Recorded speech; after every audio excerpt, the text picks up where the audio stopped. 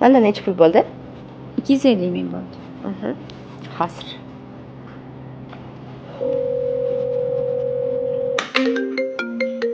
Shu paytda. Alo. Alo, adajonisi? Ha. Men salonga kelganimda sochim bilan makiyajlarimni qildirganim. Kartamga 600 ming so'm tashlab yubora olasizmi? 600 ming so'm bo'pti. Ha, bo'pti, hop. Xo'p.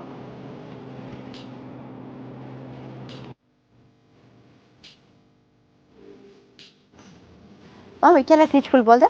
150 ming. Hozir. Yana kim ekan? Ay, yana nima gap? Alo, adajonisi?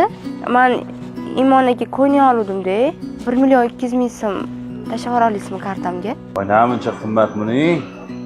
Sal arzonrog'i yo'qmi? Qizingizga-ku, qizingizdan qiziqanvosmi? Ha, mayli, qizimdan ayamayman. Hozir tashlab yuboraman. Xo'p.